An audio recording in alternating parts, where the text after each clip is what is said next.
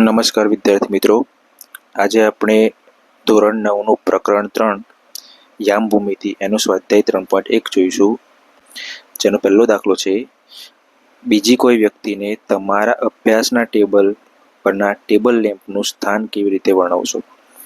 એટલે અહીંયા આપણે શું કરવાનું છે, કોઈ ટેબલ પર એક ટેબલ લેમ્પ મૂકેલો છે, એનું આપણે બીજી કોઈ વ્યક્તિને સ્થાન વર્ણવવાનું છે. એટલે કે એનું સ્થાન કઈ જગ્યાએ ટેબલ લેમ્પ મૂકેલો છે એ આપણે વર્ણવવાનું છે. તો આપણે અહીંયા પહેલાં તો ટેબલને સમતલ તરીકે ધારીશું અને ટેબલ લેમ્પને એક બિંદુ તરીકે લઈશું. તો પહેલાં ટેબલ બનાવીશું. તો ધારી લઈએ કે આ ટેબલ છે, ટેબલ એક સમતલ સ્વરૂપે આપણે ધાર્યું અને ટેબલ લેમ્પને એક બિંદુ સ્વરૂપે લઈશું. તો ધારી લઈએ કે ટેબલ લેમ્પ આ જગ્યાએ મૂકેલો છે, આ ટેબલ લેમ્પ મૂકેલો છે, બરાબર. તો હવે ટેબલ લેમ્પના બિંદુ સ્વરૂપે દર્શાવ્યો અને ટેબલને સમતલ સ્વરૂપે દર્શાવ્યું. હવે શું કરવાનું, એકબીજાને લંબ હોય એવી બે બાજુ આપણે ધારી લેવાની. એક આ બાજુ લઈએ અને બીજી આ બાજુ લઈએ. આ બંને બાજુથી આપણે ટેબલ લેમ્પનું અંતર માપવાનું છે. સપોઝ કે આ બિંદુથી આ ધારથી અંતર થશે, ધારી લઈએ કે 25 સેન્ટીમીટર થાય છે, બરાબર. અને આ ધારથી અંતર ધારી લઈએ કે 30 સેન્ટીમીટર થાય છે, 30 સેન્ટીમીટર. તો આ ટેબલ લેમ્પનું સ્થાન કયું ગણાશે? તો ટેબલ લેમ્પનું સ્થાન 25-30.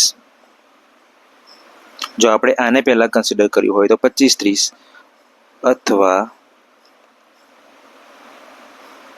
અથવા આને પહેલા કન્સિડર કર્યું હોય, આને પહેલા ગણ્યું હોય તો 30-25 થાય. એ પ્રમાણે અહીંયા માપ આ પણ અલગ હોઈ શકે છે. આપણે જ્યારે માપીએ ત્યારે 25ની જગ્યાએ 30 પણ હોય, 30ની જગ્યાએ 40 પણ હોઈ શકે છે. આપણે જે ઉદાહરણ લીધું એમાં ટેબલ લેમ્પનું આધારથી અંતર કેટલું થવાનું? 25 સેન્ટીમીટર અને આધારથી એનું અંતર કેટલું છે? 30. એટલા માટે ટેબલ લેમ્પનું સ્થાન નક્કી કરવું હોય તો એ 25-30 અથવા 30-25 સેન્ટીમીટર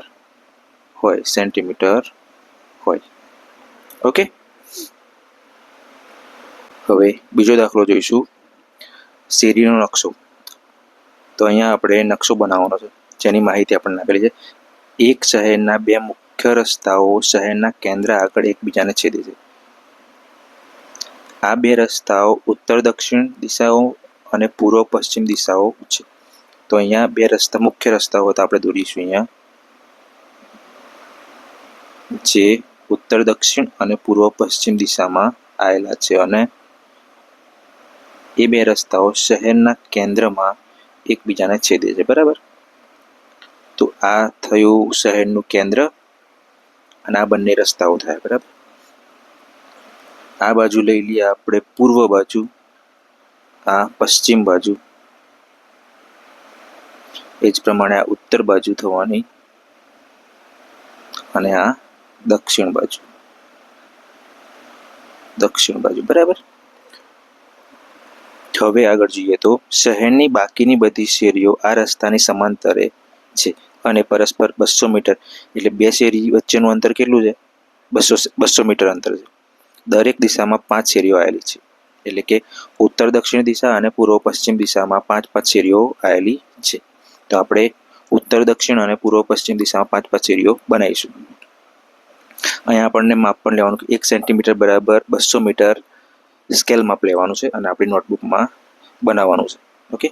તો આપણે 5 શેરી બનાવીશું. પહેલાં ઉત્તર દક્ષિણ દિશાવાળી, આ ઉત્તર દક્ષિણ દિશામાંની 5 શેરી બનાવી આપણે. 2,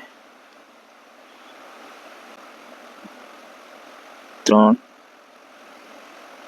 4 અને 5.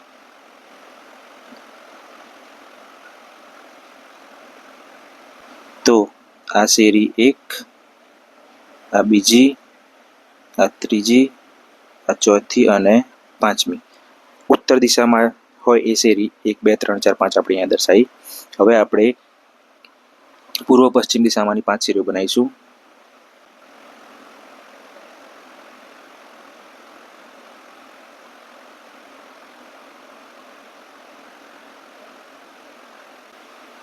ઓકે, તો આ 5 શેરી આપણે બનાવી એ પૂર્વ પશ્ચિમ દિશામાંની છે. આ શેરી નંબર 1, આ શેરી નંબર 2, આ શેરી નંબર 3, આ 4 અને આ 5. આગળ શું કીધું છે? ઓકે, એટલે નકશો આપણે શહેરનો નકશો તૈયાર થઈ ગયો. હવે આપણે આગળ જોઈએ. તમારા નમૂનામાં શહેરમાં ઘણી બધી છેદતી શેરીઓ છે. હા, ઓકે, આ છેદતી શેરીઓ એક ઉત્તર દક્ષિણ દિશામાં અને બીજી પૂર્વ પશ્ચિમ દિશામાં જતી હોય તેવી 2 શેરીઓની બનેલી છે. ઓકે, હવે અહીંયા છેદ આ એ શું કહેવા માંગે છે? અહીંયા કોઈ છેદબિંદુ હોય, 2 શેરીનું છેદબિંદુ સપોઝ કરી આ હોય તો એ શું હશે? તો ઉત્તર દક્ષિણ દિશામાં જતી શેરી અને પૂર્વ પશ્ચિમ દિશામાં જતી શેરીનું છેદબિંદુ દર્શાવે છે. ઓકે, હવે દરેક છેદતી શેરી નીચેના અનુસંધાનમાં દર્શાવાય છે. એટલે કઈ રીતે દર્શાવાય છે? જો બીજી શેરી ઉત્તર દક્ષિણ અને 5મી શેરી પૂર્વ પશ્ચિમ હોય તો એને કઈ રીતના 2 5 વડે દર્શાવાય. ઓકે, તો આપણે આ 2 5 દર્શાવીએ તો ઉત્તર દક્ષિણમાંની બીજી શેરી, તો ઉત્તર દક્ષિણમાંની બીજી શેરી કઈ થશે? આ થશે. ઓકે, અને પૂર્વ પશ્ચિમમાંની 5મી શેરી કઈ થશે? આ થશે. આ બંનેનું છેદબિંદુ કઈ આવે છે? અહીંયા. તો આને આપણે શેના વડે દર્શાવીશું? એટલે આ બિંદુ થવાનું 2 5 2 5. તો આનો ઉપયોગ કરીને આપણે કેટલી છેદતી શેરીઓનું નામાભિધાન 4 3 થાય? એટલે કે 4 3. 4 એટલે પહેલું કયું હતું? ઉત્તર દક્ષિણ. આપણે અહીંયા જોયું ઉત્તર દક્ષિણ એટલે 2, પૂર્વ પશ્ચિમ એટલે 5.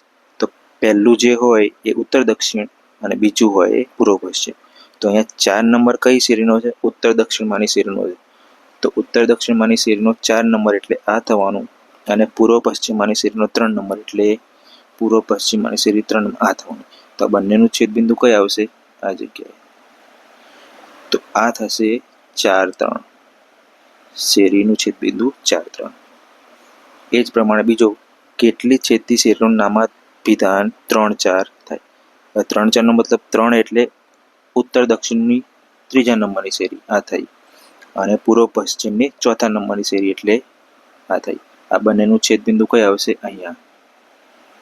એટલે આનું નામ થશે 3 4. ઓકે, આ થઈ ગયો જવાબ.